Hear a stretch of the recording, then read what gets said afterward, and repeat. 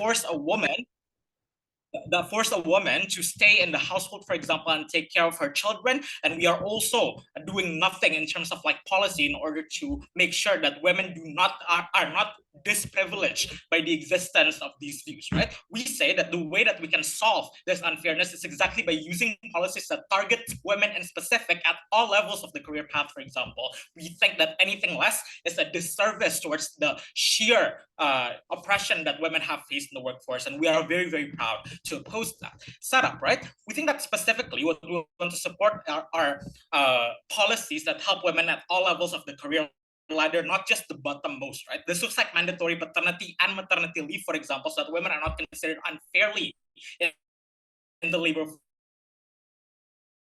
force, and they're not considered as someone who is less productive. Based violence, which occurs at a very high level and on corporate spaces in Indonesia, for example. We see that all of these things can combine to mean that women feel safer in the workplace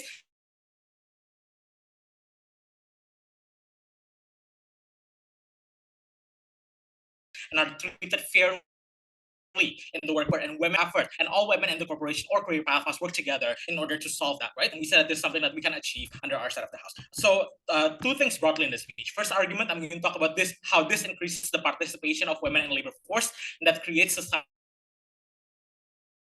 good. And secondly, I'm going to talk about why in principle giving women a fairer shot at an equitable career path is principally good, and Indonesia should do that, especially because they have been participative and complicit in the disenfranchisement of these women. So firstly, why this increases the participation of women in labor force? We think that this expands the set of options that women have in order to direct the course of their life. That is to say, we acknowledge our opening government that not all women want to go into like corporations, for example, and some women might feel at home just being a housewife, for example, and rearing their children. However, what we find unfair in the status quo is that women are pressured and pushed to follow that path of raising a family and becoming a housewife, and they're discouraged from pursuing career, not only because of norms and cultural narratives, but also because the practical shot at success is so low. They understand that they face immediate disenfranchisements in the workplace when they face the pervasive threat of sexual violence, for example, or they know that they're never going to be able to advance farther than a man with the same capability as them, simply on the virtue of their gender, right? Under us, we allow women to participate in garnering wealth fairly, right? And we think that is something that is going to create benefit for both the women and society at large. For the women themselves, obviously this is good because they are able to realize their dreams, for example, and they have access to that expansive set of options and with which to direct the course of their life. And we say that that is a very important benefit, because oftentimes under their side of the house, you're going to have women who can only find fulfillment through economic wealth garnering, for example, or they can only find fulfillment through being rewarded in their workplace. They are unable to have any other recourse, and they're doomed to a life existing, fitting a box that they never asked for to begin with. But we also think that this is good for the economy at large, right? There are three reasons why the economy at large is harmed when you exclude women from the workforce unilaterally, as is currently the case in Indonesia. At the point at which talent has been matured, when you have both talented men and women, for example, ready to enter the workforce, you have a biased preference for men, specifically because they're seen as more productive, for example, or they're seen as someone who is culturally more fit to be in the workforce, for example. And we said that is something that is bad, right? Because you do not have the best places and the best roles, and that creates things like inefficiencies. And what that translates to is things like economic policies that are subpar because you do not have access to the best minds in order to formulate that, for example, or corporations that do not at all that are not at all concerned with women's issues or children's issues, for example, because these are the realms in which women are more predisposed to in terms of like their care, right? But secondly, we also think that this extends to discouraging women at all stages of their life, including early education, for example. They are told that they will never amount to anything, so they should not try to begin with. But lastly, we also introduce complacency among the male-dominated workforce, that they're placed as secure because they will always beat women, no matter at what level your competency is, for example, because of that, Therefore, we make sure that the male-dominated workforce is also operating at a subpar level in terms of what they produce and output, right? Realistically, what do they have to defend under their side of the house? They will defend policies that specifically target the weakest strand of the labor force, which we can see will have a significant population of women. What's wrong with that, though? First, we think that this does not address the core problem of women being undervalued at all levels. We do not get the best talent at the right places. We still have men being complacent. So overall, the quality of labor force is still injured. But secondly, we think that this does not need to put women in positions of power, no thank you, where they are able to create change. Understanding that a lot of power resides in the hands of bosses and CEOs, that means that we need to help women attain these positions of power so that can benefit, can trickle down to other women who also seek this career path, right? Why are women more likely to help other women upon attaining this position? We think that they are likely to have an understanding of universal suffrage, that they understand the specific struggles that other women face, and they want to help others because they have been in that position and they want to pursue that betterment as well. But also, it's just a selfish incentive. They also want to not have to suffer due to needing maternity leave or having to prove that they won't be pregnant in order to be treated fairly in the workplace. So all of that is a selfish incentive, and therefore they're still willing to pursue that. No, thank you. But secondly, in principle, we give women a fair shot at an equitable career, and it is principally good, because we need to acknowledge that Indonesia has been incredibly wicked towards women at all levels of society, right? There's a rampant tendency for sexual assault, for example. There's a religious narrative that steers them in the direction of being a housewife and disables any other option for them. And we tie them to their husband economically. For example, giving them to do that is by giving women economic power, which is the silver bullet that we need in order to make sure that women are empowered to fight against the oppression that's been engendered upon them by Indonesia in specific, right? We allow them the power to combat unfairness, for example. They are able to have the economic wealth to pursue lawsuits against people who have disenfranchised them or have committed sexual violence against them, for example. They are able to pay off police force, which we say is incredibly corrupt and are unable to move without the incentive of money, for example. We also allow them to have the power to be economically independent from their husbands, so they are not trapped within a loveless marriage, within an abusive marriage, the moment that they opt into the wrong husband, for example, because they have economic power of their own. Because of that reason, economic power is the most important endowment with which you can bestow women under oppression, and for that reason, Indonesia needs to instill policies which benefit women in specific, and because of that reason, we're so proud. Okay, thank you so much for the speech. Now we call upon LO here. Hi. For POI, just put it in the chat. I will see it. Let me minimize my doc. Let me also put on my stopwatch.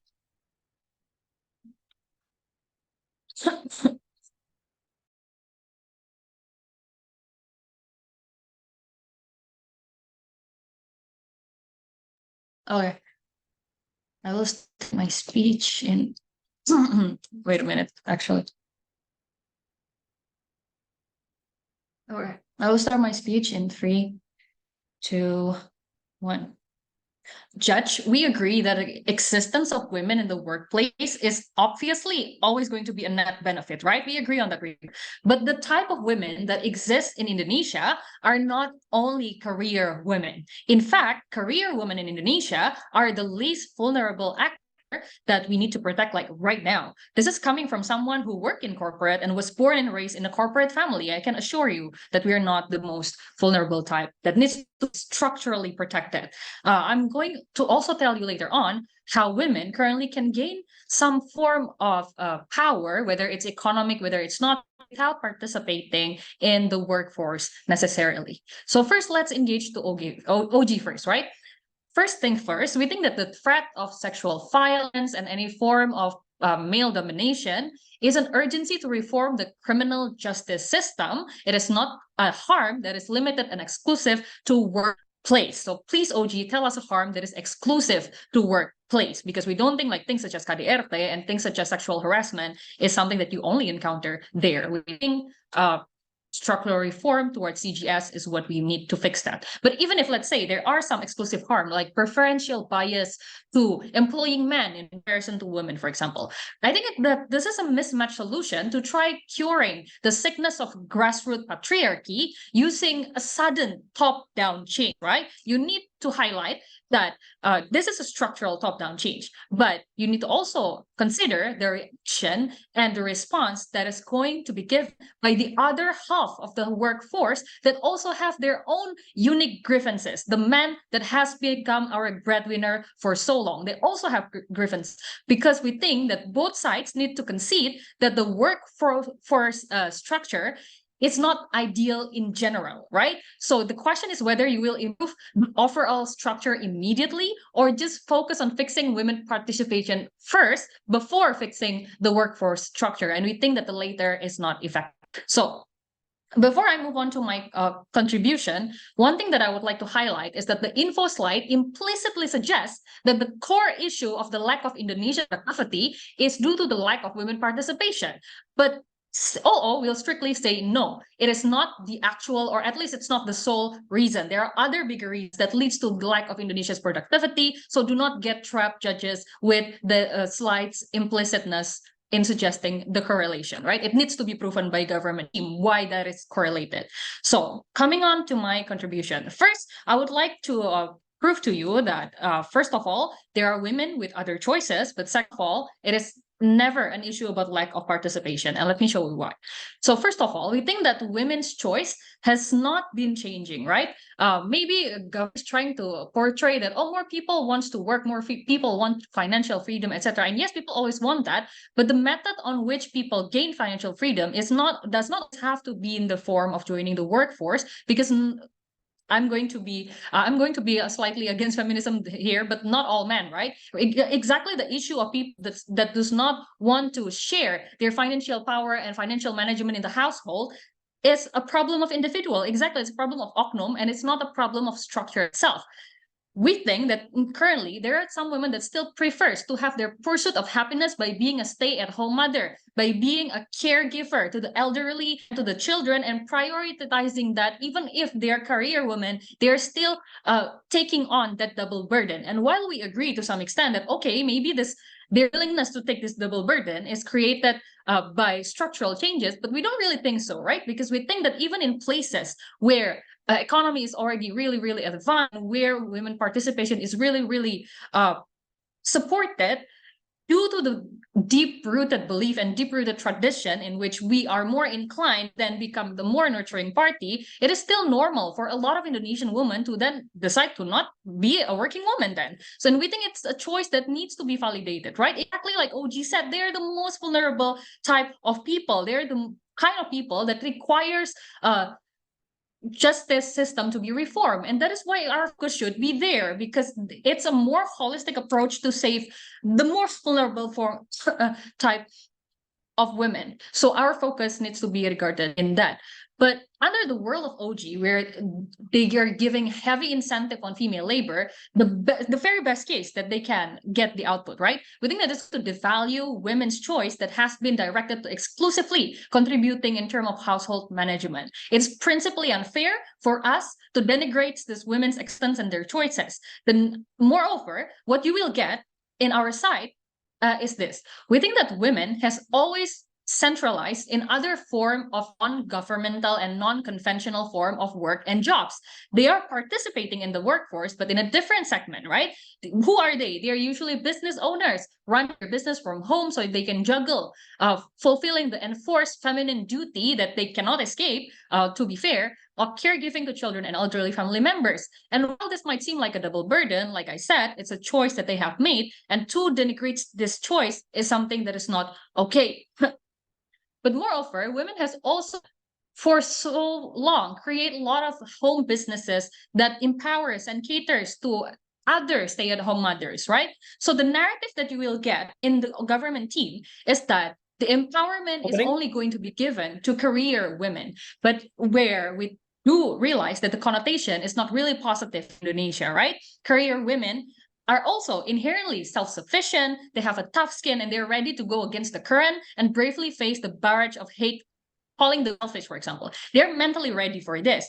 Who should need to be appreciated more? It's the women who owns women's own business and empowers their fellow stay-at-home mother, because these women are the type of women that exist within the safe space of other women's benevolence, and they're usually the ones that are swept under the rug. They have been contributing so much to country's economy and keeping a lot of stay-at-home mothers sane and keeping the economy running on a household on domestic level. But look at the motion. Even the context slide does not recognize their productivity. The context slide only recognizes productivity when you engage in a more corporate form of capitalism. Meanwhile, the economic activity of women in Indonesia is actually not that bad. They're still doing it. They just have different segment than what is currently male dominated. So I have proven to you two things. First, that women is actually already been participating in economy, just in a different form and in a non-structural form. But second, we need to always value women's choice who choose to not then engage in workforce. And we think that this narrative is going to denigrate both of these types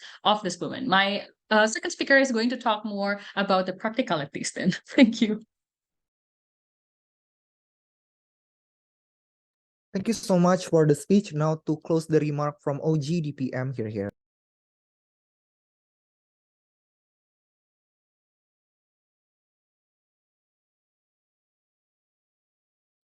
Hello, can I be heard?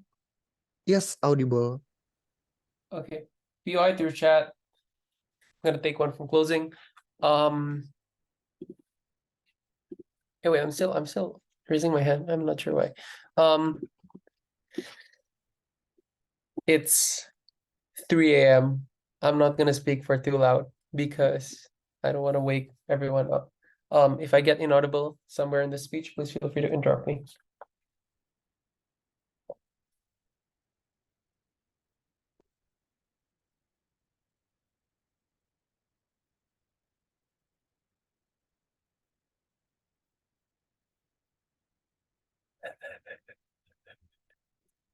Anyway, okay.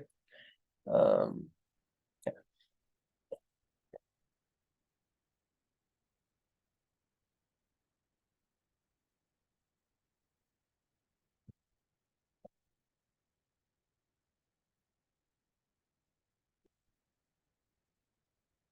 Look up any debating handbook and read the definition of bad faith debating. That is what opening opposition is doing. Not only that we argue that choice is always implied, i.e. you can still be a housewife, and in no point in our model do we limit their choice, i.e. like if you want to be a housewife, sure you can do that. If you want to work in another sector, sure you can do that. But I think I need to do it a comparative, right?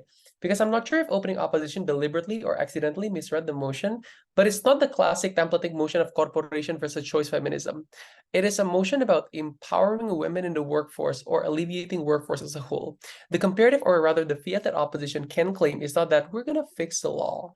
We're going to eliminate rape culture in Indonesia. Like, surely that sounds amazing, but that's not a fiat that you can claim because that's not really comparative in this debate, right? The comparative is whether you want to empower women part of the economy or the entire economy as a whole, hoping that the economy will be able to empower women by itself. We told you that it's not likely the comparative.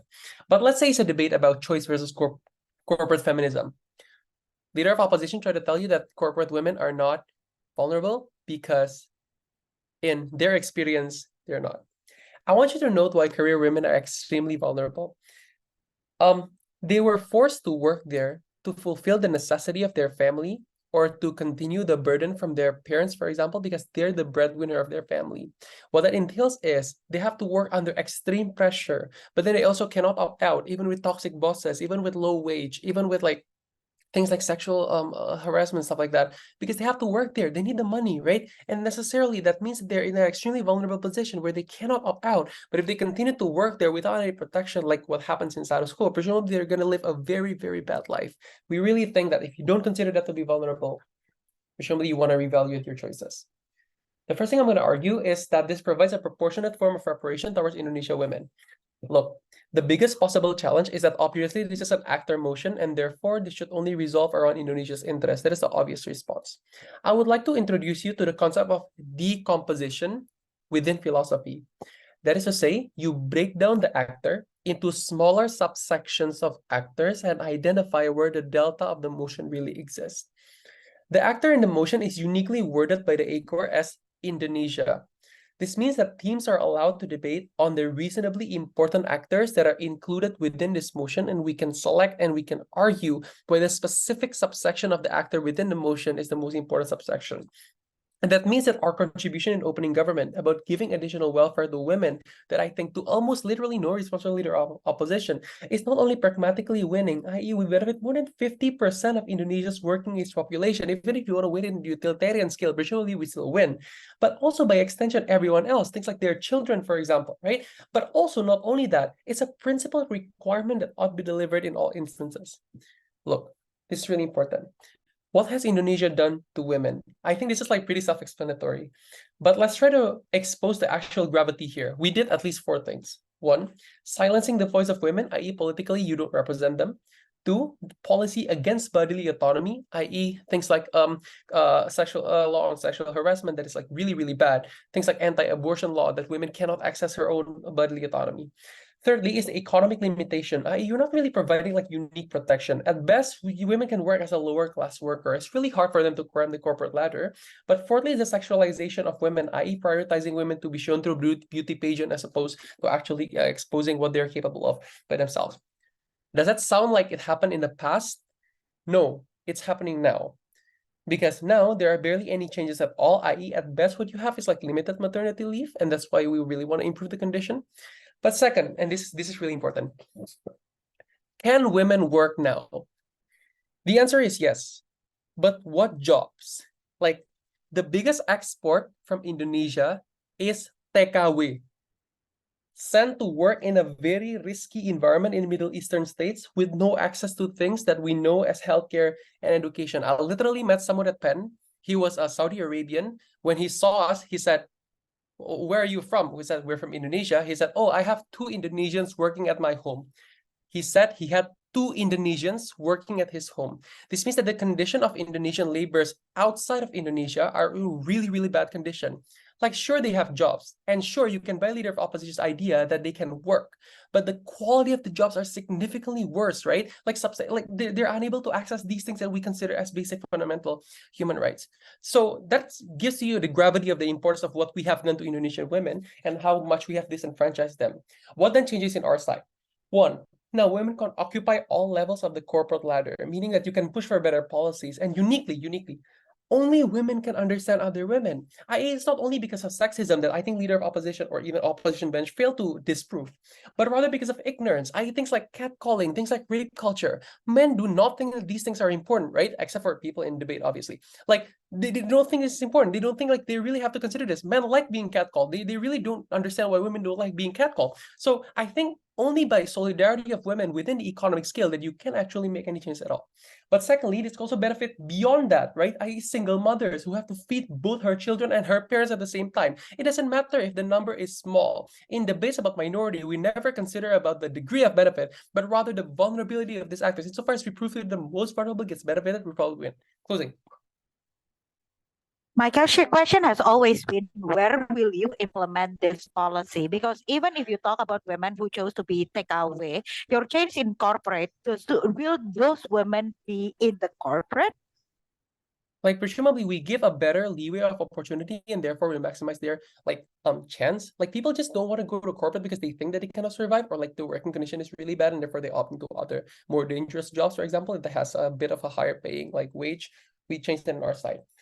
So this, the idea of mismatch solution and criminal justice system in opposition was a bad and an off-target response, because what we show is that we're not going to solve that entirely. We're going to say that it shows urgency that the Indonesian government has to do something. Independently debate winning for 2 reasons. 1, this benefits the most vulnerable actor, but 2, it's a coercive and imperative action that is important because all the solutions for opposition are not likely to be able to trickle down to women. They need to prove that and give me a chance to engage in the POI.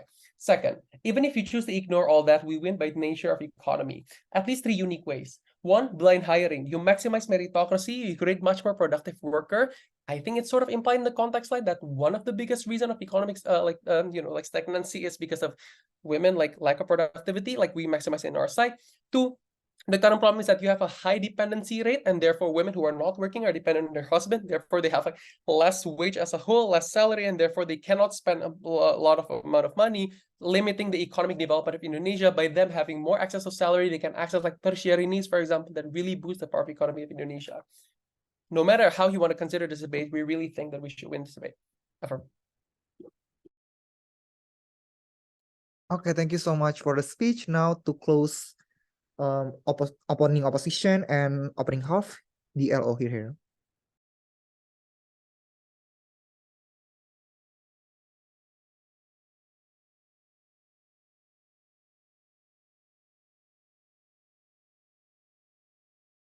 Check. Am I audible? Yes, you are.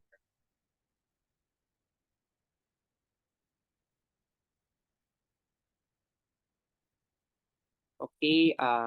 If you want to POI me, please just send it through the chat box or use the raise hand features. Okay. Wait a minute.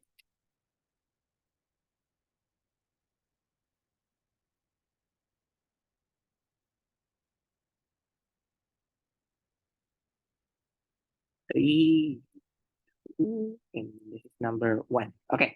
Yeah.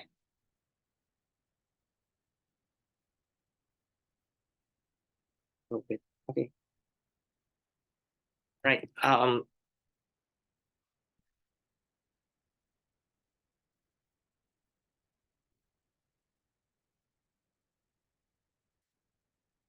Okay. Yeah. So okay. Yeah.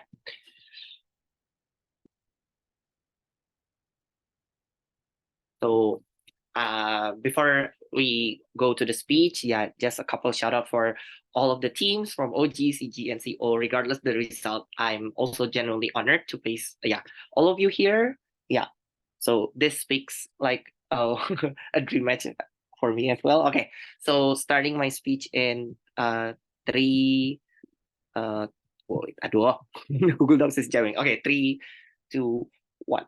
So there will be 3 clarification and also 2 issues. Number 1 regarding inclusive versus exclusive empowerment. Number 2 will we'll talk about the narrative on women empowerment, and also my extension will also talk about how the empowerment made by OG and CG will only create an exclusionary narrative that glorifies women in the labor force and also devalues stay-at-home mom, which is going to be dangerous because you're not going to be holistic in empowering women as a whole in Indonesia. Now, let's talk about the clarification first. So, number 1, if they want to talk about dependency and financial freedom as their concern in OG, we think that in counterbalancing this asymmetry, we can simply use dogma and also cultural teaching, right? That teaches women to be respected and to be put first, like the rise of female Hajjah, for example. So we think the problem that has not been answered by opening government is that why, at the end of the day, freedom and also independency can only be gained financially through the raised or increased participation of women in the labor force. That's the very first thing that we need to discharge. Second of all, they want to force women to. They told us about how status quo forced women to stay in household. No. This debate does not happen in a vacuum because this operates in a progressive status quo in which certain women still put choice. There are outside labor force, like what Grace told you earlier, for example, like stay-at-home mom or even women entrepreneurship who engage in a small, medium enterprises or even in a large enterprises, for example. That's why the stagnancy happens for 20 years. That's not because of women that are limited, but because they choose not to engage into the labor force, and we need to respect that as a form of choice. Number 3 is when they talk about enforced policies of gender-based violence. We concede due to the raised sense of urgency and the increasing number of gender-based violence in Indonesia, for example, like domestic abuse, violence, sexual assault, or even sexual harassment. That's why we're willing to talk about this in other debate motions. But this motion specifically talks about the incentive on female labor force participation. So we question the process on alleviating the gender-based violence under the world of OG. So now first issue on inclusive versus exclusive empowerment. There will be one clarification, one rebuttals to OG, and my extension in this issue. Clarification is on this one.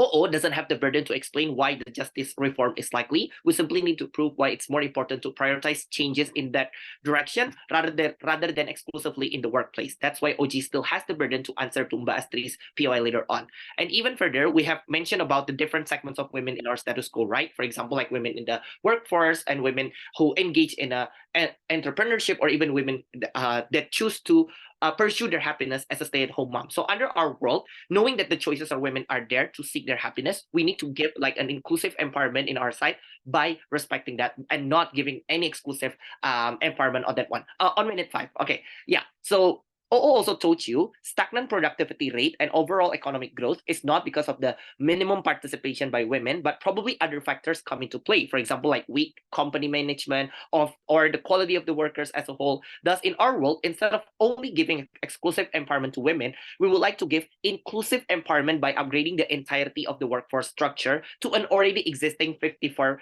working age women and 82% of working age men. So even in the worst case, there is a progress, and the credit, for example, the credit goes to the 82% men and 54% for the women only. We are totally fine with that because the priority of the Indonesian government right now is indeed that economic empowerment, right? And we don't think that gender is like the most triggering factor to that one. But your productivity, your quality as a human resources are the one that comes into play. Now, so in our world, women empowerment can still be done in other things anyway. It doesn't have to be in a form of economy, which is something that is failed to be proven by OG. So the magnified harm in our side of the house is that this will only trigger the rise of the far-right movement in Indonesia.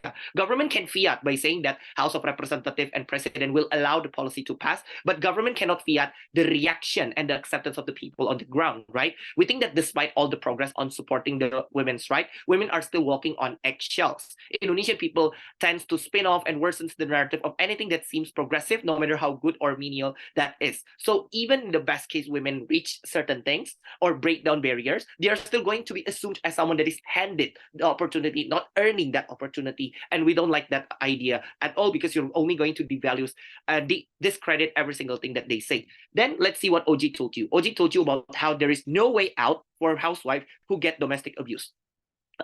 Two responses. One, this is a mismatch solution, and even worse, because this still happens to women who work in the labor force anyway, which magnifies the harm even further, because not only that they get the pressure fatigue from labor work, but also they need to bear the emotional harm or even the physical harm made by the husband. The solution needs to be direct the husband to professional help, call the police, file a lawsuit against the husband to ensure deterrence. Mitigation effort exists in status quo, no urgency by OG on why this needs to be solved with incentive for women labor participation. Two, even if there is an urgency for them to immediately get job as a way out, or plus gaining financial independence before they file for divorce due to domestic abuse, we don't get an analysis coming from OG as to why specific incentive is better than OO's advocacy on upgrading the entirety of the workforce. Because in our world, it is much more inclusive. We are lessening the sentiment or jealousy by men, which will be translated into an affirmation that women are handed, which discredits any acclaimed achievements or the barriers that have been broken in the labor force. So first issue goes to OO before the second issue, CG. What will you do to the women then? You're practically leaving them with no choice at all. In our world, it's not that we are practically leaving them with no choice at all. But in our world, by giving them like the entirety of the workforce structure, for example, like raising the overall minimum wage and also raising the general welfare. So eventually, if women decide to engage in the workforce, we are so okay with that. But we're not okay is that when they choose to go to workforce because there is an exclusive benefit that they get from the context, like for example, like better women labor protection or even higher wage and etc. Why don't we like that idea? Extension. What in our side of the house, by this one, what will happen is that some women prefer to have their pursuit of happiness by being a stay-at-home mom, right? When it comes to equality and inclusivity, we need to embrace the spectrum of women who decide to put their pursuit of happiness through this domestic job. Under the work of OG and CG, the outcome of heavy incentive will only create an over-glorification that working women are the virtuous one if they engage into the labor force.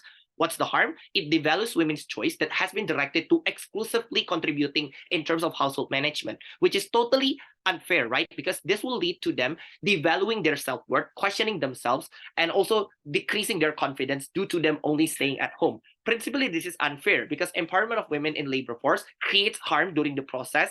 And the harm is that, one, you devalue stay-at-home mom. Two, you project exclusivity within the women's empowerment as if the one that deserves the empowerment is only women who engage into the workforce. And we don't like that idea. And if you want to focus more on economic empowerment, we told you earlier that participation of women is definitely not the detrimental one. Your productivity and your quality of human resources are the key factors. That's why let's fight for overall minimum wage and raising the general welfare instead.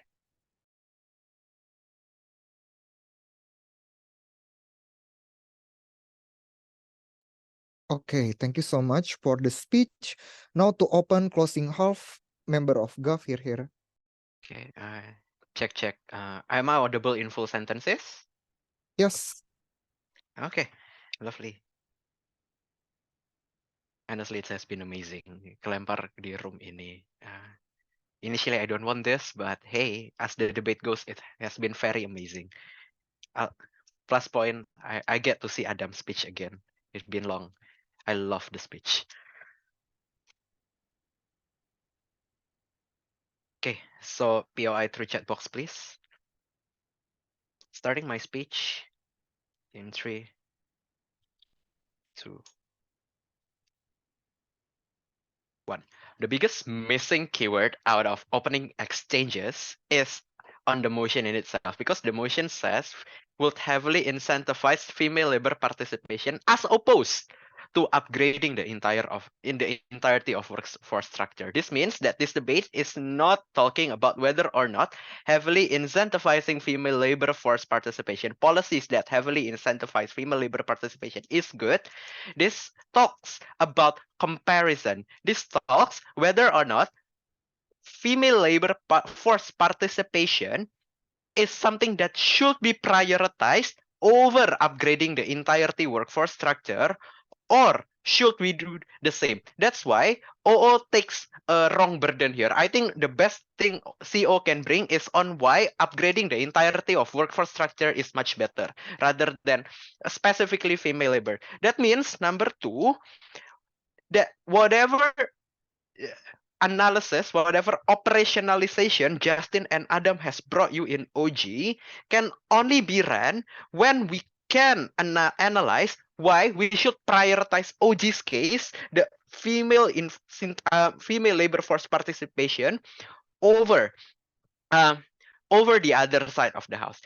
Remember, the keyword is as opposed. The only team that brought the deadlock and actually analyzed the comparison is CG. Vote CG. Let's start with 2 things, right?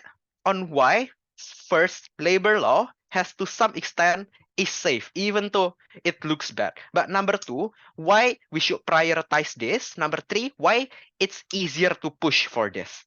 And 4, why Indonesia has the incentive, and it is strongly within interest of Indonesia to prioritize this. That's number 1, right?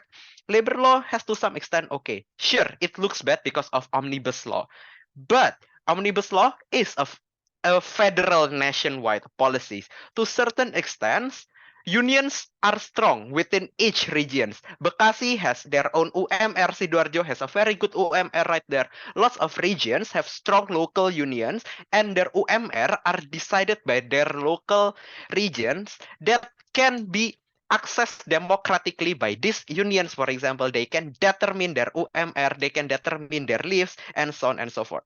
In lots of regions, they are pretty much safe, even though the federal law does not protect them. Problem here is simple. Unions are dominated by male. They are very patriarchal. They are, to a certain extent, are very lucky, very frat boys. They have been instances where female workers are deliberately excluded from the discussion of unions. This looks like the discussion of maternity leaves are deemed non-important by these unions. This looks like the discussion of having children are not protected, are not within unions' interest. And that is where the vulnerability of women in workforce becomes way harder rather than their male counterpart. The incentive from union to protect women are low. What's next then? This prevents women from staying in formal workforce, like what Justin told you. The 50% are documented one. The more than that, they are working, right? And they are unregulated, they becomes ART, they becomes TKW illegal, and other dangerous stuffs. The social structure leads to an economical structure, leads to a social structure where it puts women on endangerment, that puts them dependent on male counterpart and propagates more subjugation to harm women, and so on and so forth, right? And that is exactly why the priority, the exclusive priority to incentivize female labor force participation becomes much more important rather than the upgrading the entirety of workforce structure. That's the conclusion, right? female labor force is much more important. Protecting this female in workforce is much more important. But then OO came here and say, oh, but it glorifies corporate women only. What about stay-at-home women? Look, those who can choose happily without force to be a stay-at-home women are those who are privileged. Most of stay-at-home women does not have that choice to begin with. They are forced. They are subjugated. In any sense, if this is what it takes to balance out the ibuism, we need this pragmatically, and therefore it's a balance of utilitarian good, of the glorification, right? And that's why it's much easier to push. Why? Because generally this is a generally new ideas. If it's not if it's like an entire new policies of upgrading the entirety of workforce structures, the wealth what do we say? The omnibus law has just recently been passed.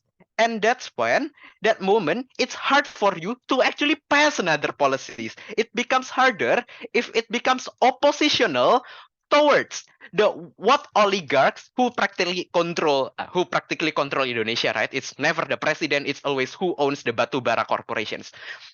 The oligarchs are the one that is not oppositional with the workforce. And if anything, they are benefited economically by more and more capable women working in their corporate, for example, without necessarily the threat of being afraid to work, for example. They are benefited to a certain extent. The women specific is a new law, new policies, and it's easier to pass. If even so, it can be very populist because the only practical argument from Tia is, oh, the far right will react. Look, we can frame this policy is much easier to be framed in a conservative way. Even UU TPKS and Permendikbud KS can pass. What this also can pass. Reaction is okay as long as it can be enacted as into a law and we can protect them. Even if so, this is high time because we are upcoming election time, and that is the moment where they want to pass lots of policies. I think it is time for us to pass this policy right now when it's high time, and it perhaps can appease the liberal, the progressives whose vote are now whose pessimism are very prevalent, right? I think this is the high time for Indonesia and within Indonesia fair interest to make sure that they can appease to the liberals by these policies. And that is where I think it's high time. It's exactly need to be prioritized. And that is why we win this debate. Thank you. Okay, thank you so much for the speech. Now we call upon member of opposition here.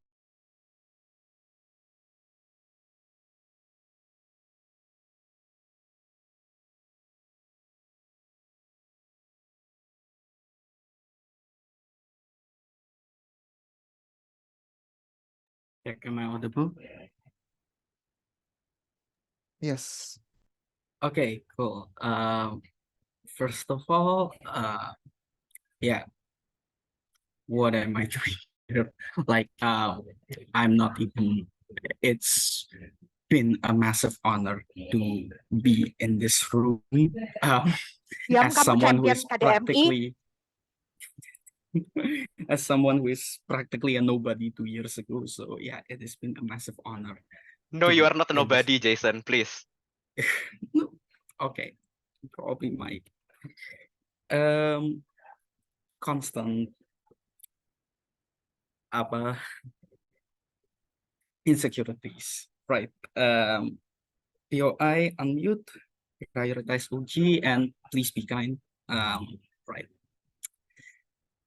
And thank you to myself juga for not having mental breakdown throughout this debate. So yay. Okay, I will start my speech in 3, 2, 1.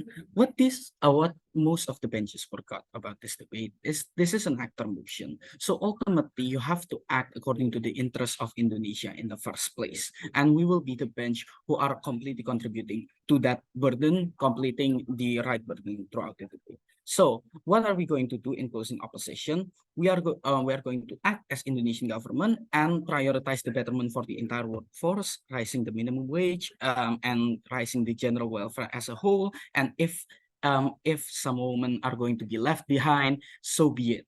2 points of argumentation. 1, economic development. This is a horizontal extension, and 2, the vertical extension would be the women protection. So moving to the first contribution, economic development. Let's characterize the interest of Indonesia as a whole and as the government wanted it to be. 3 things. 1, they are always prioritizing the economic development of the country. Why? Because they have the demographic bonus in the status quo and in the future. They have a very big workforce in the first place. 2, they are facing criticism from the terrible treatment of the workers, such as the demonstration from the UU Cipta Kerja. This is why basically all candidates for president are talking about labor betterment and whatnot. 3, and third thing is the structural issues on workplace. There is nepotism, there is office politics, there is corruption and whatnot. This is why most of the high quality worker in Indonesia is going out in the first place, meaning that Indonesia's interest is basically development at all costs, and they need to protect the high quality worker so that they cannot go out in the first place, because ultimately this is the way for Indonesia to achieve economic development in the first place. And this is why the economic development has always been stagnating throughout the past 20 years, not because of structural discrimination of the women, as I will talk about later. What are the impact if you prioritize the women's action in the first place? It will hamper the development of the state. How? By prioritizing some sector of welfare that doesn't really need protection in the first place, you are going to hamper it. The government batch basically just assume that the corporate environment in and of itself is already hostile. 1, no, because multiple women are already being successful in corporate settings, right? With single bosses and people who are thriving in corporate environment.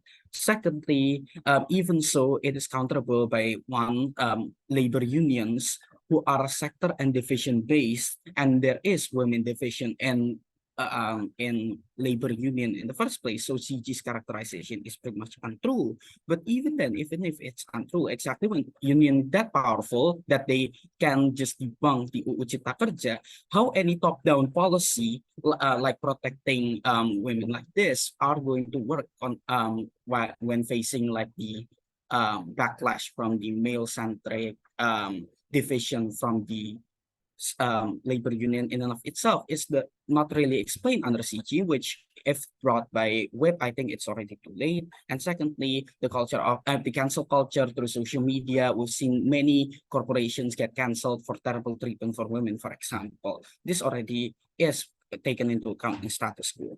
And thirdly, even if like there is still discrimination, the government solution to just give more opportunity and protection, it won't work because 1, as I already told before, the backlash from the labor union who are male-centric, for example, and secondly, culture and education who are culture that already are too entrenched and that can only be solved by more education, which ultimately will take a long time, and just giving more opportunity will not solve the problem.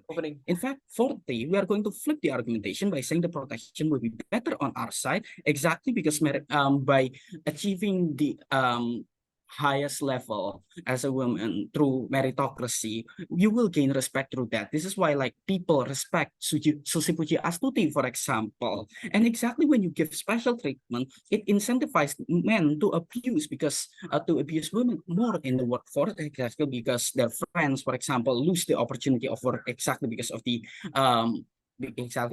affirmative action. The comparative is that by giving equal protection, you are giving the definition basically to equal opportunity, and even if some women are not protected, well, they must act in a utilitarian manner. The comparative on our side is that by keeping high quality worker, it will raise the economic value. It will also increase the protection better because high quality worker who are mostly characterized and stereotyped as women anyway because of the girl boss stereotype, which are gained to women exactly because they have to face challenges and therefore have tough mentality.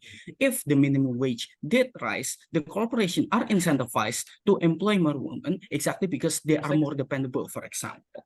And even if not, then development will give more economic power anyway to everyone, including women. Therefore, it will give them more agency. the way is that we are accurate to the burden, and state does not need to give special Opening. protection to women. Even then, but we are flipping the argumentation by saying that women opportunity in long term will be more protected. But before that, yes. Panels, don't be tricked by recency bias. Back half is generally an echo of top half. The burden from opposition that they haven't been able to answer is why then proving the inclusivity as a whole is directly transferable and is likely to trickle down to women. Insofar as they are unable to do that, you're unable to address the most vulnerable actor in this debate. Probably OG still win. Ultimately, like it is going to be transferable anyway because there is no limitation according to the regulation whatsoever. I don't understand really what the problem really is. But second thing about women protection, even if the metric of this debate is still about how to protect women best, we believe that it is still going to be better. Why? Because this debate is not about structural discrimination. There is law banning discrimination on gender. Therefore, it is already getting better in status quo. Company have gender quotas already and more accessible education. There is even women-only school, for example, like Stella Tucci, for example, meaning that there is plenty of opportunity for women, and even if it is not enough, then providing more opportunity and token protection, which are not specified by the government bench anyway, will most likely doesn't work. But then why women don't go to work? Or just assuming that this is the case, but we will complete the analysis that women are not working because of the cost and benefit analysis. Housewife, if they feel that being housewife is more profitable for them, it is going to be better on their side, and ultimate for just to stay home, and religion and culture, exactly because women already internalized to misogyny because of the constant exposure. The harm is that you are going to force more women into workforce that are already in to the about misogyny, internalized misogyny. Therefore, it's going to be far worse. Opposed. Okay, thank you for the speech. Now we call upon Government Whip.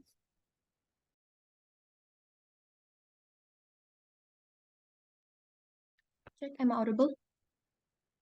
Yes. Okay, thank you. QI just agreed to chat. I'll take one, preferably from opening. If there's none, then closing. Refer to me as Government Whip, no specific pronouns.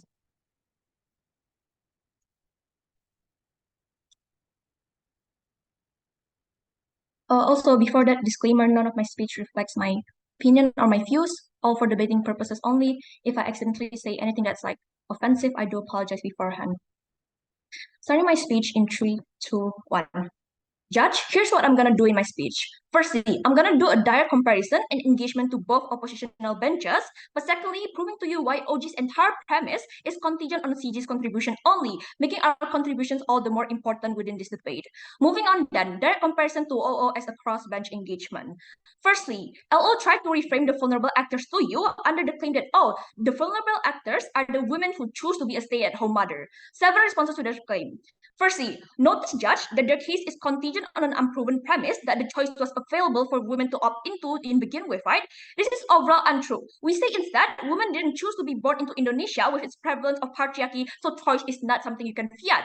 But secondly, even if they actively make the choice under side government opposition, it was still influenced heavily by societal narrative that, for example, women should be in the kitchen, or that women should do house chores while the men provide and be the breadwinner, right? So the idea of choice is the weakest principle all can tell you in this debate when it is not existent to begin with. Secondly, even if we be charitable and engage in the best case scenario about choice can only be accessed when women have financial independence to begin with, when they don't need to depend their livelihood to their husband that can leave you anytime, right? Under CG then, any woman can opt into the workforce when we increase participation. But the comparison under opposition is that only married women can be benefited from the trickle-down effect of having a husband with better pay, and that is if they have a husband. So the weighing here is on the quantity of actors you are able to protect. CG is way more inclusive. We protect all women. The credit here solely falls under CG because OG was not at all charitable to side opening bench, right? And engage in almost biggest contribution at all. But lastly then, I want to also note to you that OG was very dismissive to the motion's urgency. They told you that there are other factors that contribute to Indonesia's stagnant economy, which was highly underdeveloped in DLO speech. But two responses either way. Firstly, yes, there are probably other factors, but notice that the main push factor is the lack of participation from women, how we are not utilizing 80% of our working population because of arbitrary things like gender roles. Secondly, so even if in opposition worst case scenario, we still win towards you. Why? Because our benefits also translate to higher economical efficiency in Indonesia, which aligns with our actor interests as the government. But then, comparatively, let's move on to the CO comparison. Firstly, I want to first point out that member on the their side of the house was very dismissive to their burden on women oppression in workforce, which is the biggest burden government bench has pushed you so far, right? They told you that we told you either way that men who strive in patriarchy and gender norms are not the most vulnerable. It is the women who are oppressed, the women who have their own opportunities and freedom restricted. Members then tried to soften their blow by saying that, oh, but corporate can still hire skilled women under their side of the house. But we have three exact reasons to their entire claim, right? Firstly, we question to you, why would corporate hire women to begin with when CEO consider themselves that society is very patriarchal? That, for example, women don't have a lot of opportunity to participate in the workforce to begin with, whereas they are told to take care of the house and to do house chores while man is the breadwinner. So yeah, this basically cancels all their responses because they were not very engaging and overall dismissive. Secondly, even if, for example, not all marketable women will be catered to, we think that either way under their side of the house, it is still harmful. Why? Because women still have to compete over each other to get the working quota. This is exactly because under opposition side of the house, you don't promote women's participation in the workforce. You don't provide them the protection they need to be able to work safely. That is the biggest burden that WIP must answer in their later speech. But last thing then, if in fact CEO consider that women are a very valuable workforce, the question then becomes why not allow them to participate? Why don't you agree with our mechanism within this debate, right? Because either way, it is obvious the urgency is on the lack of participation from women, which is why Indonesia doesn't utilize the majority of their workforces, whereas the efficiency is not at the top tip top maximum potential, right? Because women who is potential is not provided the opportunity to showcase their talent. But even then, we note that there's zero elaboration. What are the extended policies you can get under side opposition, for example? What is the benefit you can get when you upgrade the general policy, for example, when you increase minimum wage? And why it is so urgent, whereas it is way more urgent than women having the freedom and livelihood to protect themselves in their financial independence, right? The conclusion for my engagement to opposition bench is then two things here. Firstly, I want to note first how CG's case is more relevant to Indonesia's interest, because we told you that we cater to women as a minority and vulnerable actor, but also Indonesia's economic development, whereas it is very contingent on women's participation in the workforce. If women do not participate, Indonesia loses a majority of their working forces, and that becomes harmful, and that is why it is so stagnant in status quo right now. Secondly, I want to note clearly here that both opening and closing did not provide exclusive benefit. Why the upgrade of general policies, for example, is the most urgent issue in status quo right now, and why they can basically win the debate with their comparison, right? Because no judge that this is a comparison debate. If they consider to our urgency, basically they consider to our entire case. But before that, POI from opening. The main push factor to eliminate economic stagnancy is adding the number of qualified human resources, regardless the gender. That's why we fight for more entire upgrade, not only women only incentive in OG and CG. The issue is many of the qualified men working forces are already in the workforce because they have the opportunity to do so. But many of the women who are qualified, who are knowledgeable, who are very good at doing doing their job, for example, are not provided the opportunity. So if the factor is in fact on the unqualified working forces, then let women work, because women is not restricted by their gender, they can still be qualified in their job. But lastly then, comparison to OG, right? Firstly, I want to point out that OG did not fulfill the burden provided in this motion. Comparing why should female labor protection should be prioritized over general work policies. So no matter how great their contributions were, it cannot prevail over any of CG's comparison. My member instead told you how it is technically easier for our policy to pass over oppositions on the parliament, how it takes a longer time for policies under opposition to be implemented when you have to reconstruct the majority of workforce policies, right? This is also probably the only time we told you where government can appease women and liberal interests, right? Because they can cater to women under us in the house, and they want to do so because they want the votes that comes with it, which can result in them winning the upcoming election. So yeah, we fulfill government's interests. Secondly, note as well that none of the benefits has a link back to actor interest, which is as Indonesia. Exclusively as well under CG, we told you how not only we can protect women, but how women's financial stability is the prerequisite to economic growth, i.e. how many women suffers more in poverty due to the limited opportunities, how Indonesia wasn't able to effectively utilize their 200 million population, how oftentimes women opt into informal workforce, which has even less regulation than the formal ones, right? This is extremely important to note because undeniably, government's biggest interest will be to promote economic development, and that is only tangible under CG. Lastly, CG's contribution is way more marginal than any of OG's because we don't just stop on women's livelihood, but also Indonesia's in its entirety, and that is why I'm very proud to propose. Okay, thank you so much.